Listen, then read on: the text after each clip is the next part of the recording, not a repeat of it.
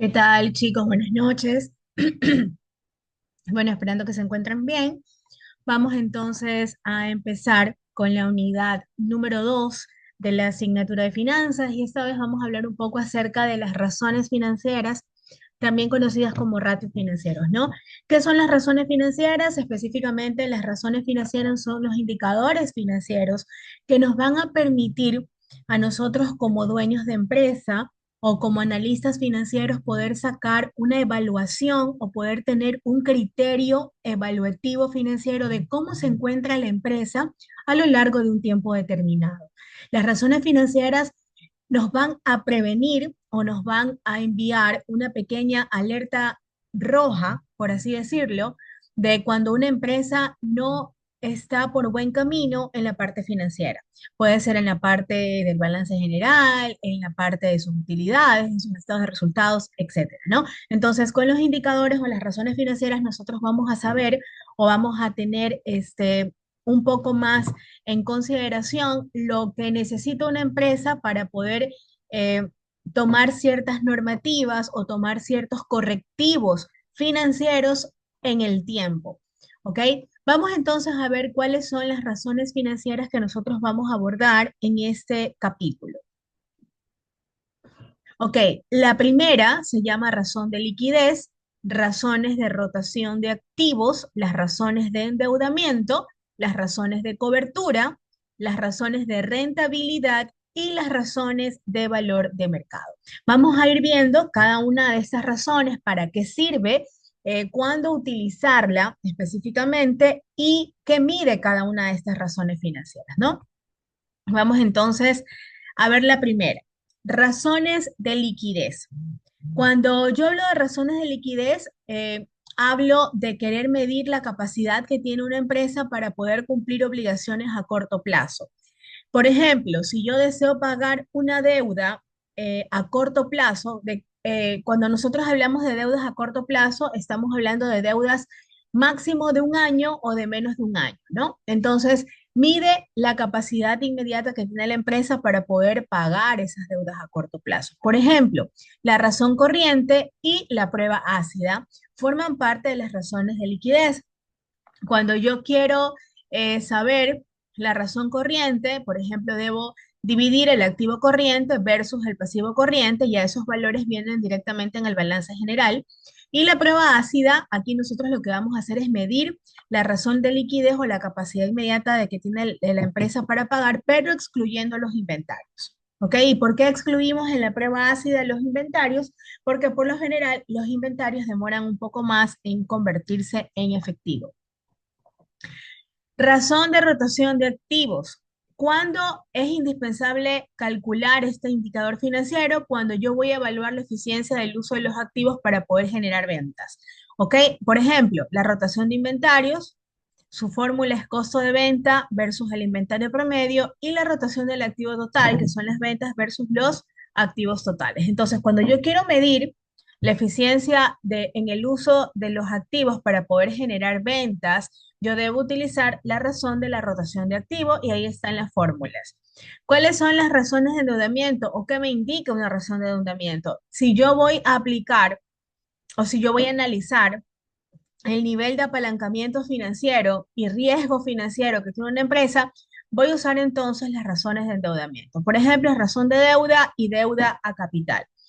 Asimismo, ahí están las fórmulas. Razón de deuda, si yo quiero calcular o quiero evaluar la razón de deuda de una empresa, debo tomar en consideración el pasivo total versus el activo total, cuyos valores siempre se van a encontrar en el balance general de una empresa. Si yo quiero asimismo calcular la razón de endeudamiento de la deuda a capital, debo dividir el pasivo total que se encuentra en el balance versus el patrimonio que también se encuentra en el balance general. Correcto. ¿Cuáles son las razones de cobertura? ¿Qué miden las razones de cobertura? Miden específicamente la capacidad para cubrir obligaciones financieras y cargas financieras. Por ejemplo, la cobertura de intereses, cuya fórmula es la utilidad operacional versus los gastos por intereses. Razones de rentabilidad. La razón de rentabilidad evalúa la capacidad para poder generar utilidades. Por ejemplo, el margen neto Si yo quiero saber cuál es el margen neto de una empresa, voy a dividir la utilidad neta que la encuentro en el estado de resultados versus las ventas que la encuentro también en el estado de resultados, ¿no? Y el ROA, utilidad neta sobre activos totales, y el ROE, que es la utilidad neta versus el patrimonio. Vamos con las razones de valor de mercado. Las razones de valor de mercado sirven para poder relacionar el rendimiento de la empresa con el valor percibido en el mercado. Por ejemplo, la relación precio-ganancia y el valor en libros por acción. Esos son los índices financieros que vamos a abordar en este capítulo. Cada uno de estos índices o de estos indicadores financieros tiene una razón de ser. Si yo quiero saber la capacidad de poder pagar mi deuda en menos de un año, yo voy a medir mi razón de liquidez. Eso me va a permitir a mí saber la liquidez real que tiene una empresa para poder cumplir con estas obligaciones. Si yo quiero medir la eficiencia de mis activos para poder generar ingresos, es decir, para poder generar ventas en la empresa en un tiempo determinado, voy a utilizar la rotación de activos o el indicador financiero que me permita obtener ese resultado, como es la rotación de activos. Si yo quiero saber el nivel de deuda o el nivel de apalancamiento financiero o riesgo que tiene mi empresa, voy a medir específicamente las razones de endeudamiento, puedo medir la razón de deuda y también la deuda a capital. Si yo quiero saber la capacidad que tiene mi empresa para poder cubrir las cargas financieras y para poder cubrir las obligaciones en un año determinado, voy a calcular las razones de cobertura, como por ejemplo la cobertura de intereses.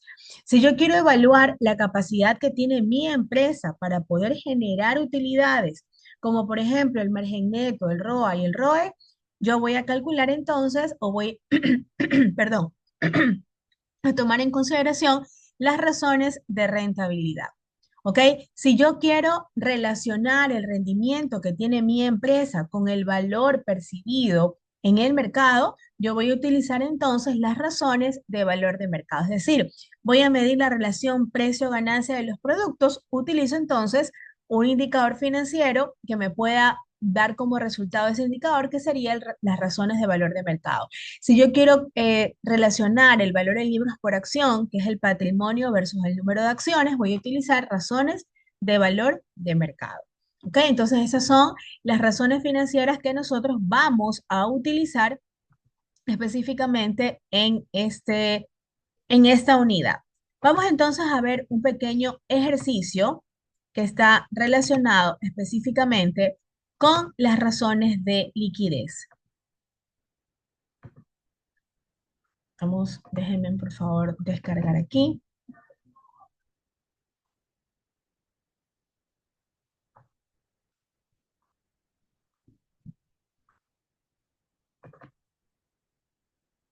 Ok, entonces me voy acá. Listo. Perfecto. Ahora sí. Vamos a ver entonces el primer ejercicio que tiene relación con las razones de liquidez. Razón corriente, por ejemplo, ¿cómo nosotros calculábamos la razón corriente? Dividiendo el activo corriente versus el pasivo corriente. En este caso, los datos que me arroja el balance general de esta empresa es que mi activo corriente tiene un valor de $120,000 en libros y mi activo corriente tiene un valor de $75,000, cuyo resultado es de 1,6. Si yo divido, vamos a dividir por favor, 120,000 dividido para 75,000, tengo como resultado 1,6. ¿Qué significa ese 1,6? ¿Cómo interpreto ese resultado? Significa que mi empresa tiene $1,60 para cubrir, ¿qué cosa? $1 de deuda a corto plazo. Esto me indica que la empresa tiene una buena capacidad de pago al corto plazo. Correcto. Entonces, cuando yo mido la razón corriente que forma parte del índice de liquidez, estoy midiendo la capacidad de pago es decir, la capacidad que tiene la empresa para poder cubrir $1 de deuda a corto plazo. Entonces, por cada dólar de deuda a corto plazo, la empresa va a tener $1,60 para poder cubrir esa deuda. Entonces, quiere decir que la empresa tiene una buena capacidad de pago porque tiene más bien hasta un excedente Si tuviéramos un valor negativo, significaría entonces que la empresa no tiene una buena liquidez o una buena capacidad de pago para cubrir ese valor a corto plazo. Recordemos, por favor, que los ratios de liquidez solamente sirven para evaluar la capacidad de pago de una empresa, pero al corto plazo. Es decir, a deudas menores a un año, máximo hasta un año. Perfecto. Vamos entonces a analizar la prueba ácida. ¿Para qué servía la prueba ácida? Asimismo, para poder medir la capacidad de pago que tiene una empresa, pero en este caso vamos a excluir los inventarios, porque la prueba ácida también se la conoce como prueba rápida. ¿Ok?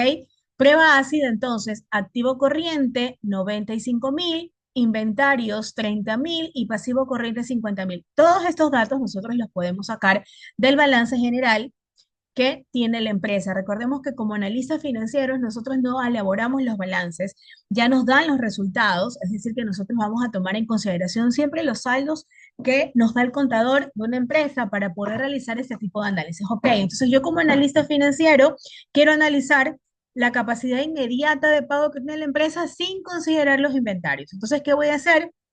Simplemente voy a excluir los inventarios que tiene la empresa para poder saber cuál es mi capacidad de pago. Entonces voy a restar $95.000 del activo corriente menos el valor del inventario, que son 30.000, dividido para 50.000. Mi valor es de 1.3.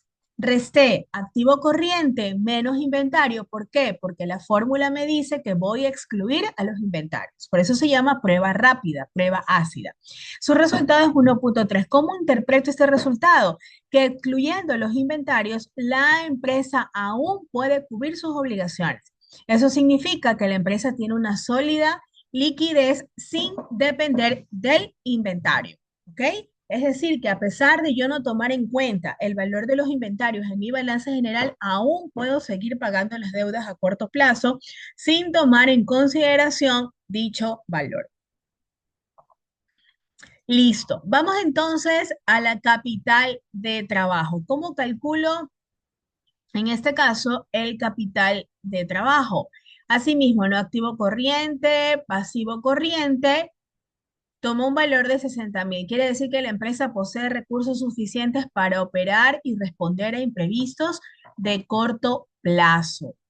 ¿Qué significa esto? Que yo voy a dividir el activo corriente, en este caso 150.000, perdón, sí, 150.000, dividido para mi pasivo, que es 90.000, y el valor sería, perdón, aquí tengo un error,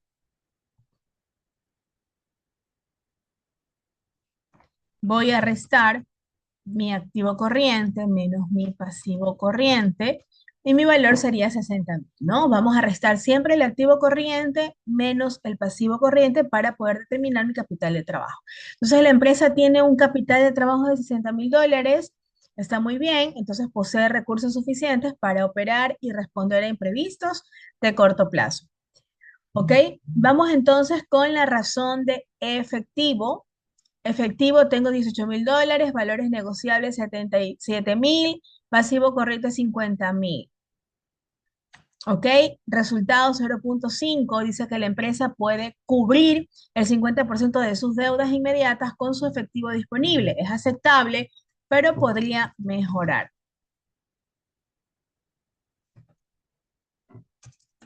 ¿Ok?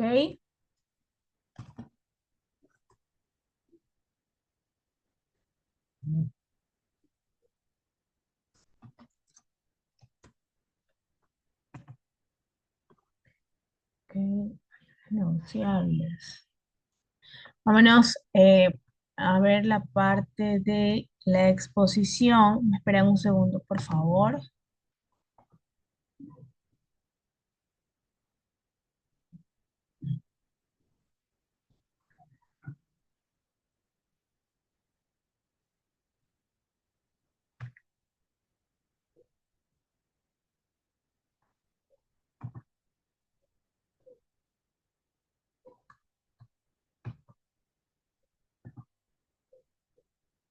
Ok,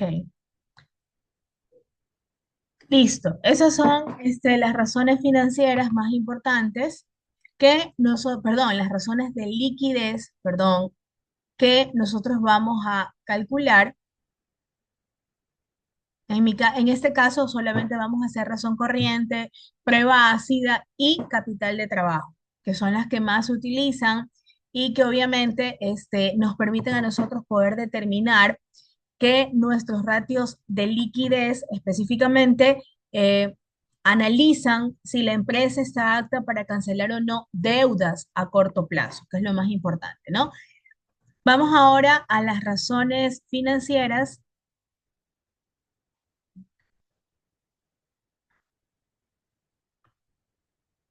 Ok, a las razones financieras de rotación de activo. Cuando yo hablo de rotación de activo, hablo de evaluar específicamente la eficiencia en el uso de los activos para poder generar ventas. ¿Qué significa esto? Imaginémonos que yo tengo activos fijos que ya no los utilizo, no porque no sirvan, sino porque hemos adquirido nuevos activos para mejorar la producción, hemos adquirido activos porque hemos decidido innovar estos activos y de esta manera mejorar la calidad y la cantidad de la producción, que es lo más importante. Entonces, lo que vamos a hacer es específicamente poder eh, analizar qué tan eficiente es la empresa al momento de usar estos activos para poder generar ingresos. Recordemos que cuando nosotros tenemos un activo fijo, lo más importante es saber si este activo fijo nos va a poder generar en su momento ingresos. Y cuando yo hablo de ingresos, si los vamos a poder vender, si lo vamos a poder negociar, etcétera, ¿no? Entonces, cuando la empresa tiene esa capacidad eficiente de poder generar ingresos a través de las ventas inmediatas de sus activos fijos, estamos hablando de que existe una eficiente rotación del activo, ¿ok?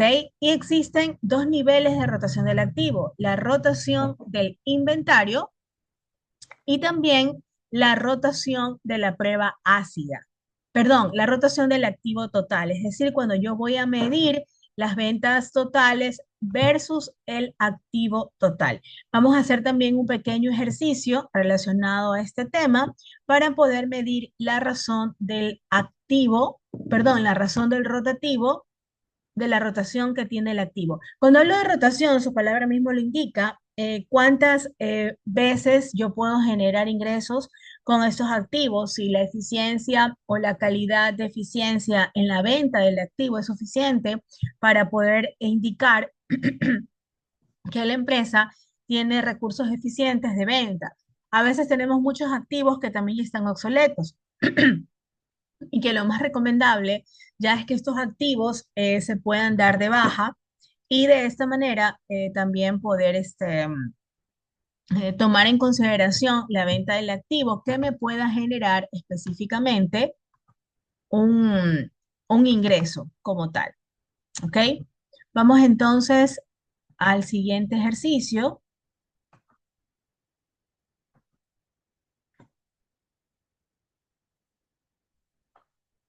Rotación.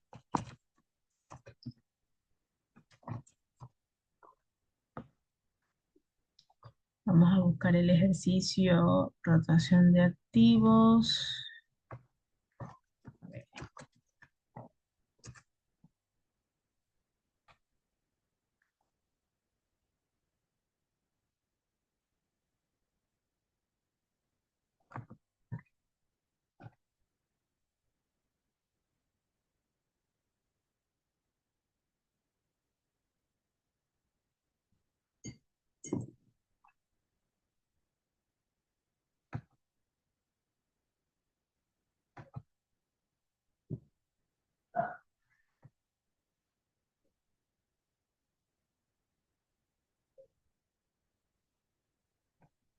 Ok,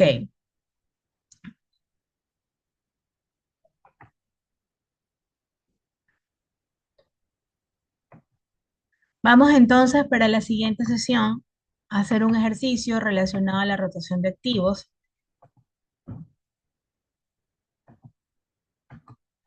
Sí, en la siguiente sesión. Vamos a la siguiente sesión. Bueno, entonces hasta aquí